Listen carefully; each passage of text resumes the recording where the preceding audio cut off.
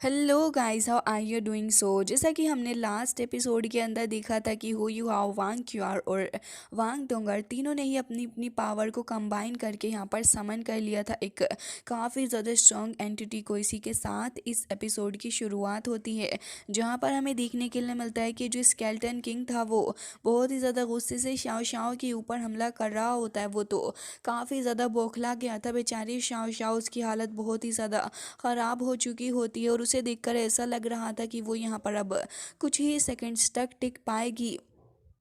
जबकि हुई युहाओं को देखते हैं जहाँ पर वो सुप्रीम एंटिटी के साथ में था और दिखाया जाता है कि स्केल्टन किंग अब बहुत ही ज़्यादा तेज़ी के साथ में बौखलाते हुए उस फर्नेस की तरफ इतने सारे हमले कर चुका होता है कि अब जब वो हमला करता है तो धीरे धीरे करके यहाँ पर ये फर्नेस जो था इसके अंदर क्रैक्स पड़ने लग जाते हैं। और दूसरी तरफ देखने के लिए मिलता है कि यहाँ पर होली चर्च लीडर भी खड़ा हुआ था और यहाँ पर एल्डर होंगचैन भी मौजूद होते हैं, जो कि सब कुछ अपनी आंखों से देख रहे थे। उन्हें विश्वास नहीं हो रहा होता है कि आखिर हु युहाओ ने किस तरीके की एक four martial soul fusion technique का इस्तेमाल किया है जिसके ज़रिए से वो ऐसा कर पा रहा है। इवन एल्डर होंगचैन तो ये तक कहने लग जाते हैं कि मैंने तो इससे पहले से कभी भी इस तरीके की कोई टेक्निक का यूज़ करते हुए नहीं देखा, लेकिन आखिर कैसे ये इस वक्त इसका यूज़ कर पा रहा है। एंड तक मुझे याद है अभी तक इसने four martial soul fusion skill का इस्तेमाल किया है, लेकिन उन सारी टेक्निक्स के अंदर मैंने इस टेक्निक को देखा ही नहीं। आखिर ऐसा कैसे हो सकता है? जबकि हमें देखने के लिए मिलती है यहाँ पर वो सुप्रीम एंटिटी, जो कि देखने में बहुत ही ज़्यादा डोमिनेटिंग भी नज़र आ रही होती है। इवन ये देखने के बाद ऑरेंज कह रही होती है कि क्या सच में हुई अपनी बॉडी मार्शियल सोल की सेकंड अवेकनिंग को कर लिया है। जबकि दूसरी तरफ हु यू हाओ को देखते हैं जो कि अब एकदम से ही रेडी हो चुका होता है फाइट के लिए। जैसे ही शाओ शाओ अपना बैलेंस खोकर वहां से गिरने वाली होती है, तभी दूसरी तरफ काइटो को देखते हैं जो कि यहाँ पर तुरंत ही अपनी ढेर सारी कैनन्स को लेकर आ जाता है और लगातार यहाँ पर शूट करने लग जाता है इस स्केल्टन किंग के ऊपर। जबकि स्केल्टन किंग जो था वो इतना ज़्यादा बौखलाया हुआ होता है कि उसके ऊपर अभी भी काइटो के हमले का असर नहीं हो रहा था। इवन हम ये पाते हैं कि यहाँ पर वो सारे ही हमलों को ख़त्म करते हुए अब काइटो की तरफ जा रहा था, जबकि काइटो भी यहाँ पर अपनी सोल शील्ड का इस्तेमाल करता है और हमें दिखाया जाता है कि शील्ड का इस्तेमाल करते हुए तुरंत ही यहाँ पर जैसे ही वो अपने आप को प्रोटेक्ट करता है तो फिर स्केल्टन किंग भी आकर उससे टकरा जाता है। लेकिन इतनी ही देर में हमें दिखाया जाता है कि सुप्रीम एंटिटी जो थी वो भी अपनी पावर का यूज़ करने लग जाती है और अपना हाथ जो था वो आगे बढ़ा देती है और सिर्फ उसका एक हाथ ही काफ़ी था यहाँ पर इस स्केल्टन किंग को रोकने के लिए, क्योंकि वो तो उसी जगह पर रुक कर अब आराम से यहाँ पर ठहर जाता है क्योंकि उससे आगे ही नहीं बढ़ा जा रहा होता। और ये पर्पल फ्लेम पेन मोड जो होता है इसका इस्तेमाल करते हुए सुप्रीम एंटिटी ने उसके ऊपर जैसे ही हमला किया और अपनी हाथ को बंद किया, तभी हमें दिखाया जाता है कि वो तो इस पर्पल फ्लेम के अंदर जलकर भस्म होने लग जाता है और काफ़ी ज़्यादा स्ट्रगल भी वो कर रहा होता है। पागलों की तरह चिल्लाए जा रहा था क्योंकि अब उसे काफ़ी पेन अपनी बॉडी के अंदर महसूस हो रहा होता है। अल्टीमेटली वो चिल्लाते चिल्लाते ही वहाँ पर भस्म हो चुका था, जबकि काइटो ने शाओ शाओ को बचा लिया होता है। और उसके बाद हम उस सुप्रीम एंटिटी को भी देखते हैं जो कि वहाँ पर खड़ी हुई थी। हालांकि ये सब कुछ कम नहीं था, तभी देखने के लिए मिलता है कि एक बहुत ही ज़्यादा तेज़ी के साथ में एक स्ट्रॉन्ग लाइट जाकर स्काई के साथ में टकरा जाती है। फिर हमें दिखाया जाता है सुप्रीम एंटिटी के पास में यहाँ पर एक तरफ तो वांग क्यूआर होती है, जबकि दूसरी तरफ वांग डोंगर खड़ी हुई थी। और इस साइड पे यहाँ पर ड्रैगन किंग भी देखने के लिए मिलते हैं जो कि अब यहाँ पर बैठे हुए इन सारी चीज़ों को नोटिस कर रहे थे, बट अब कहने लग जाते हैं कि आखिर इतना ज़्यादा खतरनाक ड्रैगन गॉड का ओरा इसका ट्रेस हु यू हाओ के पास कैसे आया, क्योंकि सभी को पता है कि हु यू हाओ के पास में ड्रैगन की पावर तो नहीं है। और ये सब कुछ जानने के बाद वो इसके बारे में काफ़ी ज़्यादा क्यूरियस हो रहे थे। जबकि यहाँ पर ये जो चर्च लीडर था वो उठकर खड़ा हो जाता है। इवन यहाँ पर दिखाया जाता है कि क्राउन प्रिंस भी ये सब कुछ देखकर बहुत ही ज़्यादा हैरान हो चुका था। वो अपनी सीट से उछल के आगे आ जाता है और कह रहा होता है कि आखिर ये किस तरीके की ट्रिक है, मैंने तो इसे कभी देखा ही नहीं। जबकि हमें दिखाया जाता है कि यहाँ पर सोल लीडर जो होता है वो कह रहा था कि मार्शियल सोल स्किल ऐसा कैसे हो सकता है कि इसके पास में इसकी जो पावर है वो इतनी ज़्यादा शॉर्ट पीरियड के अंदर इतनी खतरनाक तरीके अमाउंट में एकदम से इंक्रीज हो गई। और कह रहे होते हैं कि भले ही एक मार्शियल सोल फ्यूजन टेक्निक क्यों ना हो, लेकिन यहाँ पर इनकी कल्टीवेशन के अंदर इतना बड़ा चेंज तो नहीं आ सकता। और कह रहे थे कि मैंने इसके बारे में पहले कभी नहीं सुना। इवन वो इतने ज़्यादा गुस्सा होते हैं कि उनके पास ईविल ओरा भी रिलीज होते हुए देखने के लिए मिलता है। वो इतने ज़्यादा भड़के हुए थे, साथ ही कह रहे होते हैं कि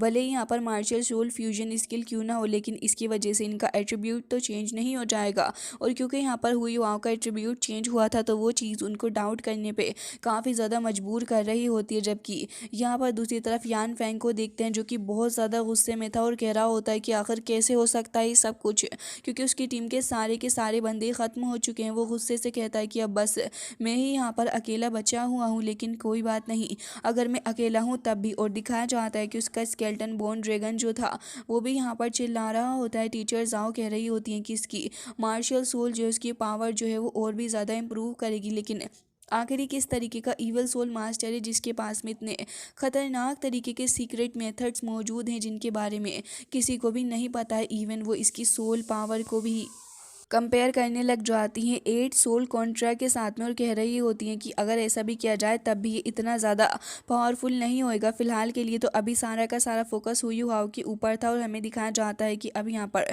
हुई युवाओं का फ्रेंड भी जाग चुका होता है और जैसे ही उसकी आंखें खुलती हैं तो फिर वो हुई युवाओं से कहने लग जाता है कि हुई युवाओं मैं यहाँ पर जाग चुका हूँ। जैसे ही यहाँ पर बिंग को होश आता है तो फिर हुई युवाओं के लिए एक और होप आ चुकी होती है। इवन अब हुई युवाओं के पास में एक और स्ट्रॉन्ग पॉइंट था यहाँ पर इस बैटल को जीतने का, और यही यहाँ पर हुई युवाओं को चाहिए था। जबकि रेफरी जो होता है वो कहने लग जाता है कि आखिर किस तरीके की पावर है, मैंने तो कभी भी यहाँ पर ऐसी पावर को नहीं देखा।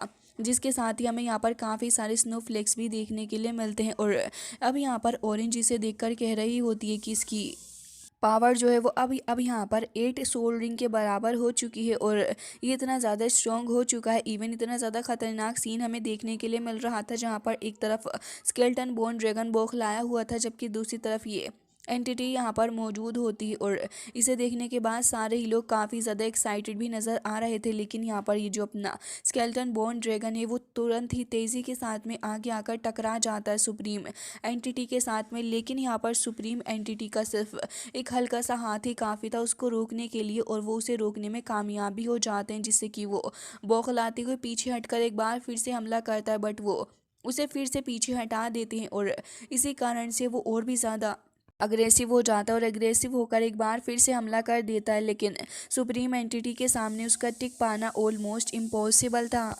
जिसके बाद हमें देखने के लिए मिलता है कि अब वो यहाँ पर अपनी evil dragon soul devouring wave का यूज़ करते हुए तुरंत ही एक काफ़ी स्ट्रॉन्ग अटैक कर देता है। बट इस सुप्रीम एंटिटी के सामने आखिर ये है क्या चीज़, वो काफ़ी तेज़ी के साथ में आगे आते हैं, फिर एक पंच से यहाँ पर हिट कर देते हैं जिससे कि उसकी हालत ख़राब थी। बट उसके बावजूद भी वो रुकते नहीं, फिर एक और हमला करते हैं, फिर एक बार फिर से यहाँ पर पंच से उसके ऊपर हमला कर देती हूँ। फिर हमें एक काफ़ी ज़्यादा स्ट्रॉन्ग बॉल भी दिखाई जाती है जो कि लगातार मूव कर रही होती है स्केलेटन ड्रैगन की चेस्ट के ऊपर। और यहाँ पर यान फेंग और भी ज़्यादा पागल हो रहा होता है। सडनली उसके माइंड के ऊपर कुछ अजीब सा होने लगा होता है। असल में वो अपने माइंड को कंट्रोल नहीं कर पा रहा होता अपने हिसाब से और ये देखकर वो थोड़ा हैरान था। बट जल्दी जल्दी वो अपने आप को होश में लाता है। फिर हमें देखने के लिए मिलता है कि एक बार फिर से वो एक काफ़ी ज़्यादा पावरफुल टेक्निक का इस्तेमाल करता है और इस आइस पावर को अपने अंदर में करना शुरू कर दिया होता है। जबकि ये देखने के बाद सुप्रीम एंटिटी को अभी भी कुछ फ़र्क नहीं पड़ रहा होता और हमें दिखाया जाता है कि अब यहाँ पर यान फेंग जो होता है वो कह रहा होता है कि अब ये जो कोल्ड फ्लेम है वो कंपेरेबल रहेंगी इस अनलिमिटेड आई के साथ में। और हमें दिखाया जाता है कि जैसे ही वो हमला करने के लिए जाता है तभी यहाँ पर supreme entity Arjun dragon king side का इस्तेमाल करते हुए तुरंत ही जैसे यहाँ पर काफ़ी सारे हमले करती है तो यहाँ पर दूसरी तरफ से यान फेंग भी वहाँ पर हमला कर देता है। बट दिखाया जाता है कि अपने सामने आने वाले इन अटैक से खुद को प्रोटेक्ट करने के लिए सबसे पहले वो एक शील्ड बना लेता है। और हुई युवाओं को देखते हैं जो कि इन सारे ही नज़ारों को देखते हुए कह रहा होता है कि लग रहा है कि इसने भी यहाँ पर मैन एंड नेचर के बीच के उस स्टेट को हासिल कर लिया है जिसे हासिल करना काफ़ी ज़्यादा मुश्किल होता है। फिलहाल के लिए यहाँ पर हुई युवाओं की नज़रें उसके ऊपर थीं, लेकिन तभी यहाँ पर यान फेंग उसे धमकी देते हुए कहने लग जाता है कि एंशियंट ड्रैगन ट्रू बॉडी सबसे ज़्यादा स्ट्रॉन्गेस्ट। और ये कहकर जैसे सुप्रीम एंटिटी के साथ टकराने के लिए जाता है तभी वो यहाँ पर अपनी पावर का इस्तेमाल करते हैं और हुई युवाओं और साथ ही अपनी डोंगर को भी देखते हैं जो कि तुरंत ही यहाँ पर अब इस्तेमाल करने लगे होते हैं यहाँ पर अपनी बिंग की पावर को, जिससे कि वहाँ पर एक फॉर्मेशन आ जाती है जो कि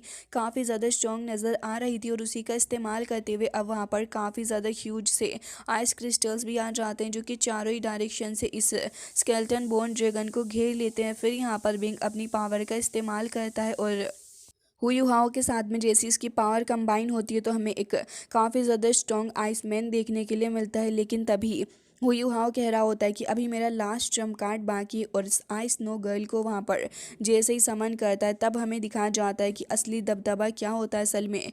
जैसे ही स्केलेटन बोन ड्रैगन वहाँ से काफ़ी तेज़ी के साथ में निकल के भागने की कोशिश करता है, तभी उसके ऊपर काफ़ी सारे हमले होने लग जाते हैं। हु युहाओ दोंगर को देखते हैं जो कि अपनी अपनी पावर का इस्तेमाल करने लग जाते हैं, और साथ ही यहाँ पर सुप्रीम एंटिटी भी उनकी पूरे तरीके से हेल्प करने लगी होती है, जिससे कि यान फैंग को यहाँ पर कैद करने में कामयाब हो गए थे, और यहाँ पर वो फंस चुका होता है, वो भी काफ़ी ज़्यादा बुरे तरीके से, लेकिन फिर भी यहाँ पर इतना ज़्यादा कुछ नहीं कर पा रहा होता। तभी वहाँ पर एक टोर्नेडो भी देखने के लिए मिलता है जो कि सडनली क्रिएट हो चुका था। वो बहुत ही ज़्यादा स्ट्रॉन्ग भी नज़र आ रहा था, लेकिन फिर भी उस टोर्नेडो के अंदर से यहाँ पर स्केलेटन ड्रैगन निकल कर बाहर आ जाता है और यहाँ पर इस सुप्रीम एंटिटी के ऊपर हमला कर देता है। बट वो इसे देखकर डरते नहीं है, बल्कि वो एक अजीब सी स्माइल पास करते हैं, जैसे कि शायद वो यही चाहते थे कि यान फेंग इसी तरीके से उनके सामने आ जाए, और असल में उनका जो प्लान था उसको ट्रैप करने का वो यहाँ पर शुरू कर देते हैं। वो तुरंत ही यहाँ पर अपनी पावर का इस्तेमाल करते हुए जल्दी से यहाँ पर उसको कैद करना शुरू कर देते हैं।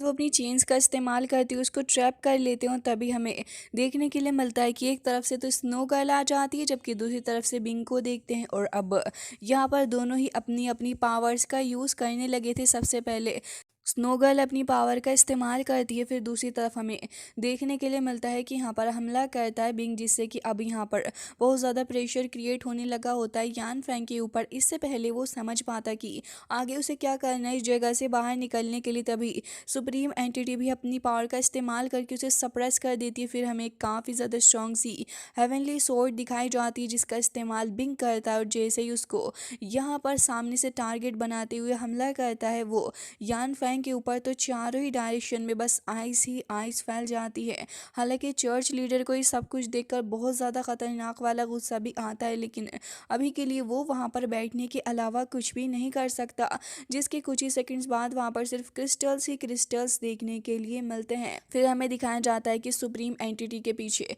आकर खड़ा हो जाता है बिंग, और साथ ही उसके यहाँ पर यान फेंग, जिसके बाद हमें देखने के लिए मिलता है कि अब सारे के सारे अपनी अपनी पावर्स का यूज़ करने लग जाते हैं, अपनी अपनी एट्रीब्यूट का इस्तेमाल करते हुए। यहाँ पर जैसे जैसे ये सारे के सारे हमला कर रहे थे, तभी हमें दिखाया जाता है कि अब यहाँ पर फाइनली जाकर सुप्रीम बीम जैसे ही यहाँ पर हमला करते हैं बटरफ्लाई डांस ड्रैगन रोर का, तो अब यहाँ पर एक धमाका होता है, एक बहुत ही ज़्यादा बड़ा सा धमाका, और इस धमाके के अंदर यहाँ पर चारों ही डायरेक्शन से यान फैंग को कैद किया जाता है। फिर उसके ऊपर जब अटैक होता है तो अब वो यहाँ पर किसी काबिल नहीं बचता। वो कितना ही खुद को बचाने की कोशिश कर ले, लेकिन अब कोई भी फ़ायदा नहीं है, क्योंकि जिस भी डायरेक्शन में वो भागने की कोशिश करता, सुप्रीम एंटिटी वहाँ पर आकर उसके ऊपर हमला कर ही देते। फिर यहाँ पर ये सारी चीज़ें देखकर वो कहीं ना कहीं इस चीज़ से काफ़ी ज़्यादा इम्प्रेस भी होता है। फिर पूछता है कि आखिर इस मूव का नाम क्या है। तभी हमें दिखाया जाता है कि वो स्माइल करने लग जाते हैं, जबकि हु युहाओ कह रहा होता है कि ice and snow pride of the ice. जिसके बाद दिखाया जाता है कि अब सारे के सारे ही यहाँ पर एक बार फिर से एकजुट हो जाते हैं, और अब इस बार जो यान फैन के ऊपर हमला होता है वो पहले से कहीं ज़्यादा स्ट्रॉन्ग था, तो वो तुरंत ही जाकर ग्राउंड से हिट कर जाता है। फिर हमें देखने के लिए मिलता है कि हु युहा और दोंगर दोनों ही वहाँ पर आकर खड़े हो जाते हैं। इस 8 रिंग कॉन्ट्रा को देखने के बाद रेफरी भी कह रहे थे कि कितना ज़्यादा खतरनाक था। इवन इसकी जो स्किल थी वो भी बहुत ज़्यादा खतरनाक थी, ऑलरेडी एक टाइटल डुओ के लेवल को रीच करने वाली। वाकई में इसकी मार्शल सोल का जो फ्यूजन था वो बहुत ज़्यादा खतरनाक था। तभी हु युहाओ को देखते हैं जो कि अपने ओपोनेंट से कह रहा होता है कि डेफिनेटली हम तुम्हारे जितने स्ट्रॉन्गेस्ट नहीं है, और ना ही तुम्हारे जितना स्ट्रॉन्गेस्ट कोई भी ड्रैगन सोल मास्टर है। तुम बहुत ही ज़्यादा बढ़िया हो इस कंपटीशन के अंदर। हालांकि यानफेंग वहाँ से उठने की कोशिश कर रहा था, बट वो खड़ा तक नहीं हो पा रहा होता, उसका मास्क भी वहीं पर गिर जाता है। तो फिर वो यहाँ पर कह रहा होता है कि मैं हार मान चुका हूँ, तो मुझे यहीं पर ख़त्म कर दो। लेकिन तभी यहाँ पर अपना हु युहाओ कह रहा होता है कि ये जो एंशियंट ड्रैगन मार्शल स्पिरिट थी, अगर इसने यहाँ पर आज के रूल को वायलेट ना किया होता तो शायद से हम ऐसा कर सकते थे। बट अभी के लिए यहाँ पर ये दोनों ही कह रहे होते हैं कि तुमने जो किया वो बहुत ही ज़्यादा गलत था। इवन यहाँ पर उसको वो समझाने लग जाती है कि तुम्हें तो अपने आप को इसमें रिफ्लेक्ट करना चाहिए कि तुम्हें ड्रैगन की स्पिरिट मिली हुई है, तुम्हें अपने पाथ को एक अलग तरीके से चलना होगा, लेकिन तुमने न जाने अपने साथ क्या ही कर दिया। उसकी बातें सुनने के बाद कहीं ना कहीं यहाँ पर अब यान फेंग को पछतावा होने लग जाता है कि उसने एक ईवल सोल मास्टर बन के बहुत ज़्यादा बड़ी गलती की है। जिस चीज़ के लिए उसके एंसेस्टर भी उसे कभी माफ़ नहीं करेंगे। फिर खड़ा होता है, फिर न जाने क्यों ही वो हंसने लग जाता है, उसकी आंखों से आंसू निकल रहे थे। फिर कह रहा होता है कि मैं वर्दी नहीं हूँ, मैं बिल्कुल भी वर्दी नहीं हूँ एक एंशियंट ड्रैगन स्पिरिट के लायक होने की। और फिर खुद ही यहाँ पर अपने ऊपर हमला करते हुए अपनी ईवल स्पिरिट को अपनी बॉडी के अंदर से बाहर कर देता है। ये देखने के बाद तो ईवल चर्च मास्टर भी खड़ा हो गया था और कह रहा होता है कि आखिर इसने ही क्या कर दिया। लेकिन फिर से वो एक बार फिर अपनी पावर को यूज़ करते हुए अब जब सब कुछ ख़त्म कर ही चुका था तो फिर उसके पास में कुछ भी नहीं बचा था। इवन ये देखकर वो कह रहे होते हैं कि इसने अपना सोल मास्टर के तौर पे करियर एकदम ही ख़राब कर लिया। जबकि यहाँ से यानफेंग जाते हुए कह रहा होता है कि मैं अपनी पूरी की पूरी लाइफ अब प्रायश्चित करूँगा, जो भी मैंने अन्याय लोगों के साथ किया।